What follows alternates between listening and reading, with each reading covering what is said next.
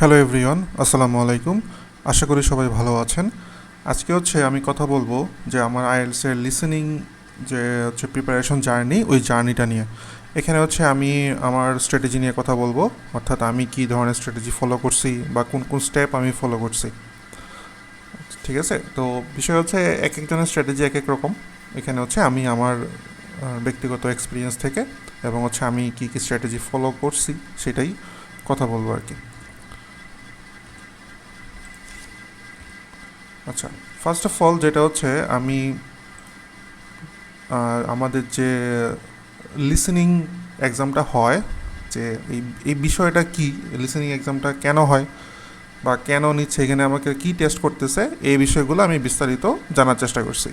তো এর জন্য আপনারা আইডিপির যে অফিসিয়াল ওয়েবসাইট থেকেও আপনি বিস্তারিত ধারণা পাবেন যে লিসেনিং টেস্টে আমাদের কী কী টেস্ট করা হয়। তো প্রথমে এটা জানছি যে লিসেনিং যে ইকোসিস্টেমটা বা এই সিস্টেমটা কী। তারপরে আমি কেমব্রিজের বই নিয়েছি একটা। কেমব্রিজের বই নিয়ে আমি প্রশ্ন সলভে যাই নাই শুরুতে, কারণ আমার মাথায় ছিল আমি আগে বুঝতে হইব যে আসলে লিসেনিং যে অডিওটা শোনায়, যে অডিওতে আসলে কী শোনায় বা কী বিষয়টা কী। দেন এরকম 2-3টা আমি ফুল অডিও শুনছি। এখানে কিন্তু কোনো প্রশ্ন সলভে যাই নাই, মানে প্রশ্নই দেখি নাই, আমি আগে অডিও শুনছি ইউটিউব থেকে। অডিও শুনছি, অডিও শুইনা যেটা ফিল করলাম আমি, মানে ওইখানে তো ধরেন ব্রিটিশ অ্যাকসেন্ট কয়, ব্রিটিশ অ্যাকসেন্টের অনেকগুলো ওয়ার্ড আমি বুঝতেছি না, বা অনেকগুলো সেন্টেন্স কী কইতেছে বা কী বলতেছে, কী বোঝানোর চেষ্টা করতেছে, এটা আমি আসলে শুরুতে বুঝতেছি না। তো তার মানে কি, এটা আমার একটা সমস্যা। তো আরও কিছু সমস্যা আইডেন্টিফাই করছি, যে গ্রামার, ওইখানে যে ওরা যখন সেন্টেন্সটা বলে, সেন্টেন্সের ভিতরে কিছু গ্রামাটিক্যাল অনেক ব্যাপার থাকে, ওই ব্যাপারগুলো আমি হয়তো বুঝতেছি না, বা প্যারাফ্রেজ করে হয়তো কিছু বলতেছে, ওইটা বুঝতেছি না। এটা আইডেন্টিফাই করলাম, আমার সমস্যা আইডেন্টিফাই করলাম। তারপরে ধরার চেষ্টা করলাম প্রত্যেকটা পার্টে। তো আমরা জানি লিসেনিংয়ে 4টা পার্ট থাকে, এই 4টা পার্টে কী কী ধরনের অডিও নিয়ে ওরা বলে বা কী ধরনের অডিও আমাদের শোনায়।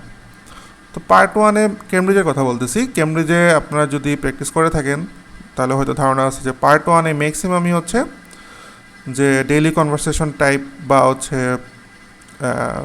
বিশেষ করে ফোন কলের একটা অডিও থাকে ম্যাক্সিমাম, যে ফর্ম কমপ্লিশনে ফোন কলের অডিও এটা থাকে বেশি। তো এটা মানে কী কী ধরনের অডিও ওরা শোনায়, ফোন কলের অডিও শোনায়। দেন 4 নম্বর পার্টে একটা লেকচার শোনায়, মানে একজন স্পিকার লম্বা একটা লেকচার দিবে কোনো একটা সায়েন্টিফিক বিষয় নিয়ে, কোনো একটা গবেষণা নিয়ে হোক বা কোনো একটা পার্টিকুলার টপিক নিয়ে তিনি লম্বা একটা স্পিচ দিবে, যেটা আমরা মনোলগ বলি আর কি।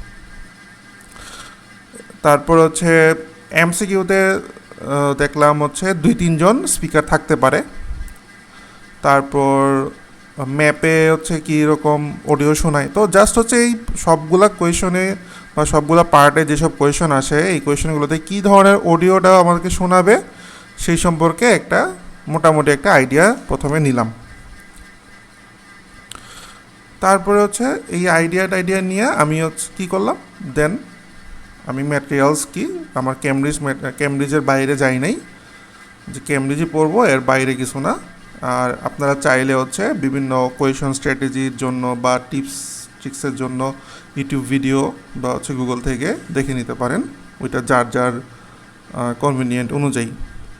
আর যেহেতু কেমব্রিজ আমার ম্যাটেরিয়ালস একটাই, 12 থেকে 20, তো আমি যদি সবগুলো শুনে ফেলি কিন্তু আমার প্র্যাকটিস করা না হয় তাহলে তো সমস্যা। তো অ্যাকসেন্ট তো সমস্যা হইতো, যেটা আগেই বললাম, অ্যাকসেন্ট বুঝতাম না অনেক জায়গায়। তো অ্যাকসেন্ট বোঝার জন্য আমি শুরুর দিকে 15-20 দিনের মতো আমি প্রতিদিন এই ওয়েবসাইট থেকে বিবিসি লার্নিং ইংলিশ, যেহেতু আমাদের অডিওতে ম্যাক্সিমামই ব্রিটিশ অ্যাকসেন্ট থাকে, ব্রিটিশ অ্যাকসেন্ট অথবা অস্ট্রেলিয়ান অ্যাকসেন্টও থাকে। তো আমি এই বিবিসি লার্নিং ইংলিশ এই ওয়েবসাইট থেকে 5-6 মিনিটের, বেশি নেই, ঘন্টার ঘন্টা আসলে পডকাস্ট হয়তো আমি শুনতে পারি না, বা আমার অত ভালো লাগতো না। যারা এরকম শুনতে পারেন ধৈর্য সহকারে, এটা তো খুবই ভালো। তবে এই 5-6 মিনিট আমার কাছে মনে হয়েছে, প্রতিদিন যদি 5-6 মিনিটের এই ব্রিটিশ অ্যাকসেন্টের, অর্থাৎ ওদের এই বিবিসি থেকে পডকাস্ট শুনি, তো এটা আমার জন্য অ্যাকসেন্ট ধরতে সুবিধা করছে, অনেক অনেক আমার জন্য এটা অনেক উপকারে আসছে। আর বিষয় হচ্ছে আমি যেটা বললাম, এই লম্বা সময় ধরে শুনতে গেলে আমি মনোযোগ ধরে রাখতে পারি না, তাই হচ্ছে আমি ছোট ছোট আইটেম নিলাম, যেমন 5 মিনিট 6 মিনিটের পডকাস্ট, এইগুলো আমি শুনতাম। এটা যখন 15-20 দিন শুনলাম, শোনার পরে হচ্ছে মোটামুটি আমার মনে হইলো না, এখন তো আমি অ্যাকসেন্ট বুঝতে পারতেছি, ওরা কীভাবে ওয়ার্ডটা ওরা উচ্চারণ করতেছে, ওইটা আমার সমস্যা হচ্ছে না। এছাড়াও যখন ক্যামব্রিজ আমি পড়ছি, ক্যামব্রিজ যখন প্র্যাকটিসে গেছি, প্র্যাকটিসে যাওয়ার পর ক্যামব্রিজের বইয়ের পিছনে আপনারা জানেন যে অডিও ট্রান্সক্রিপ্ট দেওয়া থাকে, তো অডিও ট্রান্সক্রিপ্টগুলো পড়ার চেষ্টা করছি অডিও ছাইরা, অর্থাৎ একদিকে কানে আমি শুনতেছি, অন্যদিকে আমি লাইন বাই লাইন ধরে ধরে ধরে ধরে ওরা কী বলতেছে এটা পড়ার চেষ্টা করতেছি। তো এতে হইলো কি, এতে হচ্ছে আমার এই অ্যাকসেন্টের ব্যাপারটাও ক্লিয়ার হইলো, দ্বিতীয়ত হচ্ছে ওরা ওয়ার্ড কীভাবে উচ্চারণ করতেছে, কোন ওয়ার্ড সেটাও বুঝলাম, এতে হচ্ছে গ্রামারের বিষয়টাও ক্লিয়ার হইলো। 4 নাম্বার যেটা, ওরা বিভিন্ন ট্রানজিশন ওয়ার্ড ইউজ করে, ওই ওয়ার্ডগুলো কীভাবে ইউজ করতেছে, দেন আনসারগুলো কি ট্রানজিশন ওয়ার্ডের পরে ইউজ বলতেছে না আগে বলতেছে না, এই বিষয়গুলো মোটামুটি একটা ধারণা আমি পাইছি। তারপর হচ্ছে টেকনিক, যে টেকনিক নিয়ে তো আগেই কথা বললাম যে গ্রামারের কি ব্যবহার হইতে পারে বা গ্রামারের কি ধরনের ব্যবহার আছে। তারপর হচ্ছে এই যে ট্রানজিশন ওয়ার্ড, এটা বারবার বলতেছে, এটা আমি রিডিংয়ের সময় বলছিলাম যে এইগুলো বিষয় খুবই গুরুত্বপূর্ণ, যে প্যারাফ্রেজিং, ট্রানজিশন ওয়ার্ড, ঠিক আছে। তো এইসবের ব্যবহার নিয়ে আমি কাজ করলাম। আপনি যদি হচ্ছে ট্রানজিশন ওয়ার্ডগুলো কীভাবে ব্যবহার করা হয় বা লিঙ্কার্সগুলো কীভাবে ব্যবহার করা হয় শিখে ফেলেন, এটা হচ্ছে আপনার রিডিংয়ে কাজে দিবে, লিসেনিংয়েও কাজে দিবে, রাইটিংয়েও কাজে দিবে, স্পিকিং, মানে হচ্ছে 4টা জায়গাতেই আপনার 4টা মডিউলে খুবই কাজে দিবে। গ্রামার তো বলার মানে আর অপেক্ষা রাখে না। প্যারাফ্রেজিংও সেম, আপনার রিডিংয়ে তো কাজে দিবেই, লিসনিংয়েও কাজে দিবে, রাইটিংয়েও কাজে দেবে, কারণ রাইটিং টাস্ক 1 এবং 2-এ আমরা জানি হচ্ছে আমরা যখন ইন্ট্রোডাকশন লিখি, ইন্ট্রোডাকশনটা প্যারাফ্রেজ, প্রশ্ন যে স্টেটমেন্ট থাকে এটা প্যারাফ্রেজ করে লিখতে হয়। তো আমরা যদি একবার ভালো করে পড়ে ফেলি এই লিঙ্কার্সের ব্যবহার, ট্রানজিশন ওয়ার্ডের ব্যবহার, পাঞ্চুয়েশন ব্যবহার, তো এই বিষয়গুলো কিন্তু আমাদের 4টা মডিউলেই, বিশেষ করে রিডিং, লিসেনিং, রাইটিং, এই 3টা মডিউলে খুবই খুবই কাজে দিবে। স্পিকিংয়েও অনেক কাজে দেয়। আচ্ছা, যাই হোক, পরে হচ্ছে কি করলাম, প্রত্যেকটা কোয়েশ্চেন টাইপ নিয়ে বসলাম। যে আমি আসলে শুরুতে প্রিপারেশন, একদম ফুল প্রিপারেশন শুরু করার আগে 2-3টা টেস্ট নিজে আগে দিছি ক্যামব্রিজ থেকেই, যে হচ্ছে দেখি মানে উইদাউট এনি প্রিপারেশনে কেমন হয়। তো দিলাম, দিয়া বুঝলাম না, অবস্থা খুব একটা ভালো না। তার মানে কি আমার স্ট্র্যাটেজিক্যালি আগাইতে হবে, কী করতে হবে, আমি কোয়েশন টাইপটা বুঝতে পারতেছি না শুরুতে, স্বাভাবিক, না বোঝাটাই স্বাভাবিক। দেন আমি কোয়েশন টাইপ নিয়ে কাজ করা শুরু করলাম, যে প্রত্যেকটা কোয়েশন টাইপ ধরে ধরে, যেমন কমপ্লিশন টাইপ, যেমন form completion, table completion, note completion, এগুলো হচ্ছে কমপ্লিশন টাইপ। তারপরে হচ্ছে ধরেন এমসিকিউ এর সিঙ্গেল অ্যান্সার এমসিকিউ থাকতে পারে, ডাবল অ্যান্সার এমসিকিউ থাকতে পারে, বা ম্যাপ, ডায়াগ্রাম, তো এগুলো ধরেন একই টাইপের কিছুটা। তো এই প্রত্যেকটা কোয়েশন টাইপ নিয়ে কিভাবে আমি অ্যাপ্রোচ করব, তা কীভাবে আমাকে আগানো উচিত কোয়েশন সলভে, তো এটা নিয়ে, এবং পরীক্ষা হলে আমি কিভাবে এগুলোকে অ্যাপ্রোচ করব, মানে এটা কিন্তু আমি শুরু থেকেই নিয়ে নিয়েছিলাম যে এখন আমি যেভাবে বাসায় প্র্যাকটিস করি ওই সেম ওয়েতে আমি পরীক্ষাতে এই ধরনের যদি প্রশ্ন আসে এইভাবে আমি সলভ করার চেষ্টা করব। তো এর জন্য হচ্ছে আমি ইউটিউব থেকে দেখার চেষ্টা করছি, যে বা গুগল থেকে হচ্ছে সার্চ দিয়ে হচ্ছে চেষ্টা করছি যে কোন ধরনের প্রশ্নে কীভাবে আগাইলে ভালো।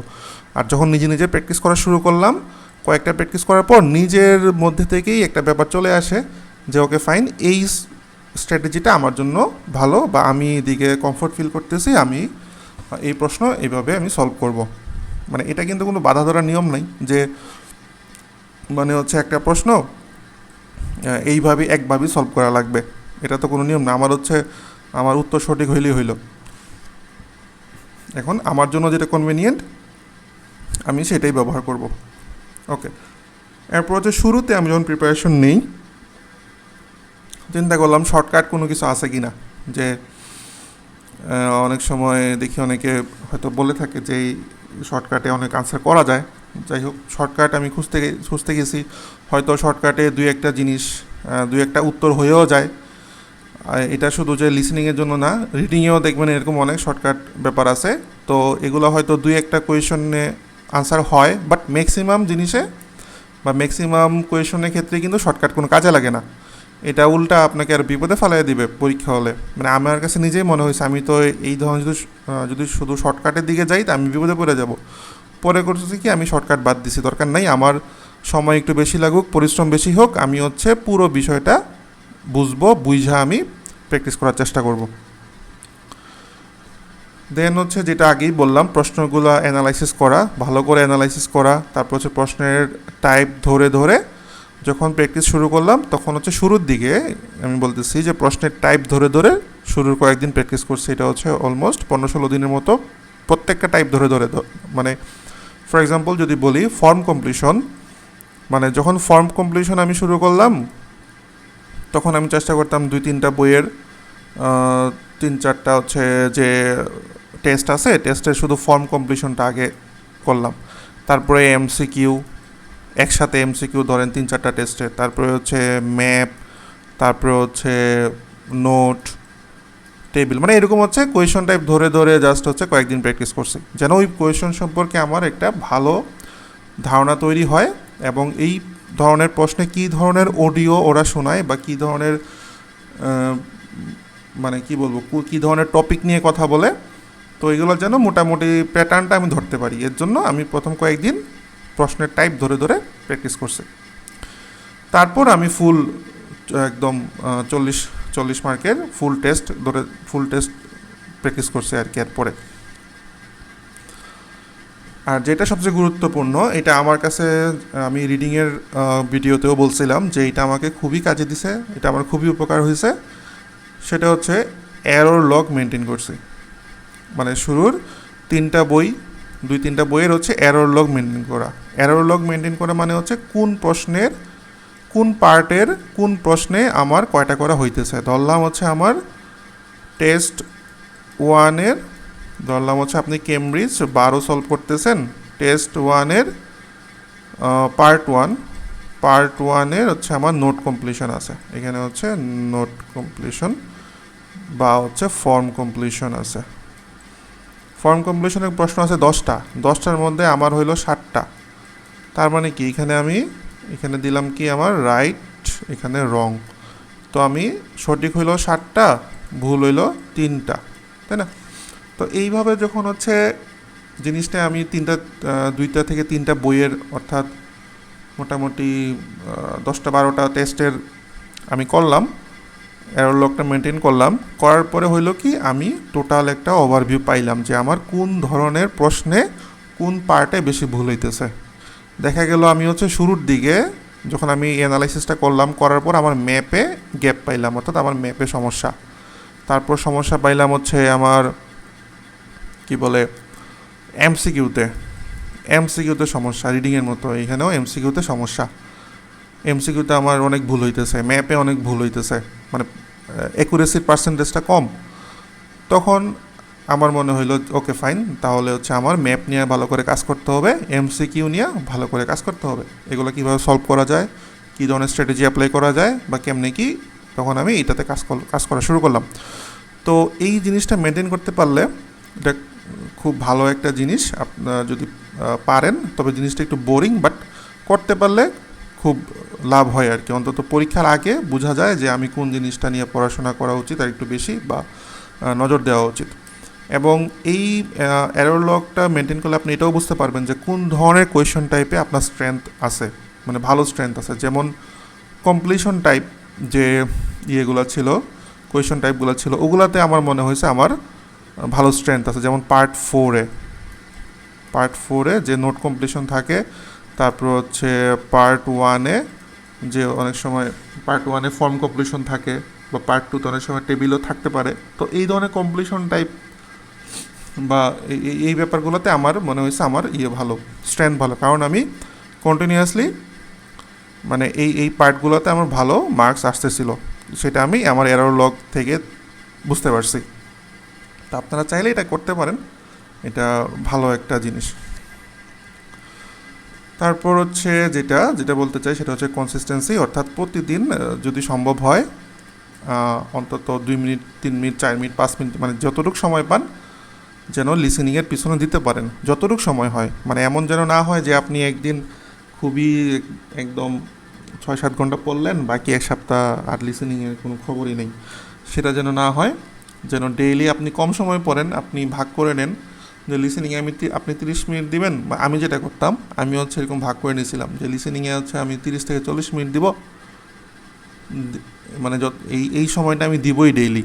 বা যদি খুব বেশি যেদিন ব্যস্ততা থাকতো বা অন্য কোনো কাজ পড়ে গেছে, ফ্যামিলি ইস্যুস, পার্সোনাল ইস্যুস, এইসব বিষয়, অন্তত যেন 4 মিনিট 5 মিনিটও যেন দিতে পারি, এই আর কি। দেন হচ্ছে প্র্যাকটিস।